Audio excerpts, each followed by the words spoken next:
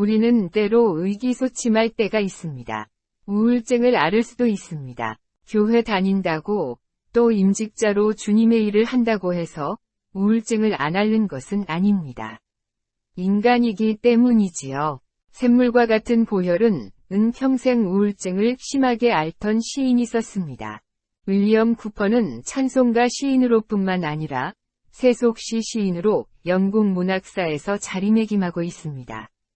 윌리엄의 아버지 존은 영국 성공회 성직자로 성 베드로 교회 사제 겸 영국 왕 조지 3세의 사목이었습니다.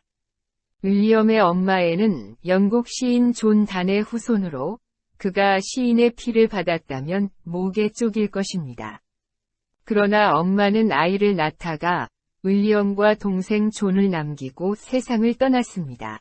윌리엄은 네 번째 아이였습니다. 엄마를 잃었을 때 윌리엄은 6살로 이 충격은 그가 평생 회복하지 못하는 우울증 원인 중 하나가 됩니다. 윌리엄은 정서적으로 또 체력적으로 허약했습니다. 그런 아이가 마르키아테에 있는 기숙학교에 보내졌습니다. 그런데 그곳에 있는 2년 동안 그를 괴롭히던 불량소년 때문에 아이는 신경쇠약을 앓을 정도였습니다. 이런 성장 과정은 아이를 충분히 우울증 환자로 만들만 했습니다. 하지만 10살부터 18살까지 다녔던 웨스트민스터 학교에서 윌리엄은 더 나은 경험을 했고 문학과 시에 대한 사랑을 키웠습니다. 윌리엄은 아버지의 강권으로 변호사가 되기 위해 삼촌 집으로 가 시험을 준비합니다. 이 집에 머무는 동안 그는 사촌 시어도라와 사랑에 빠져 결혼을 결심합니다. 하지만 삼촌은 이 결합을 비판하며 격렬하게 반대해 이 사실 또한 윌리엄에게 절망감을 안겨줍니다. 윌리엄은 상원 서기직을 제안받지만 마지막 시험을 치기 전 극도의 불안을 경험했습니다. 자신이 저주받았다고 결론 짓고 그는 성경을 던져버리고 자살을 시도했습니다. 그는 3번이나 자살을 시도하고 거의 성공할 뻔도 했습니다. 이 일이 있고 난 뒤 친구들이 윌리엄에게 나다니엘 코튼 박사가 운영하는 정신병 요양소를 추천해 그는 이곳에 18개월 동안 입원했습니다. 코튼 박사는 시를 사랑하는 헌신적인 기독교인이었습니다. 윌리엄은 이 요양소에 머물면서 코튼 박사의 보살핌으로 서서히 회복합니다. 요양소에 머물면서 그는 성경을 읽기 시작합니다. 그는 마음과 영혼의 평화를 느꼈습니다.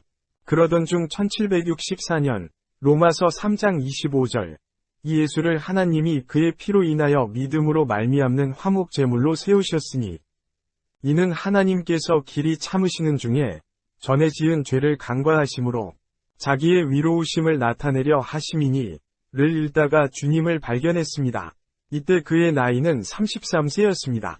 여전히 극심한 우울증 때문에 어두운 날들이 연속으로 이어졌지만 윌리엄은 이제는 정신적 기반을 갖게 되었습니다.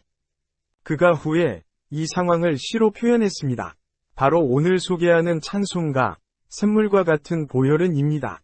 피가 샘솟는 샘이 있다. 임마누엘의 핏줄에서 뽑아낸 그 피, 그리고 죄인들은 그 피에 홍수 아래로 곤두박질 쳤다.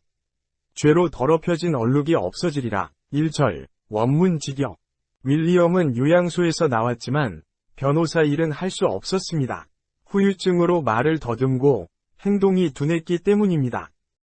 윌리엄은 친분 있는 은퇴 사역자 몰리와 메리 언인 부부와 함께 헌팅던에 머물다가 이 가족을 따라 올니로 옮깁니다. 메리는 윌리엄이 시 창작을 하도록 이끈 사람입니다. 멘토라고 할 수 있습니다. 이것은 윌리엄의 마음을 분산해 우울한 생각을 갖지 않게 하려는 의도였습니다. 윌리엄은 이때 시적 재능을 살려 영국 문학사에 남는 작품을 여럿 남겼습니다.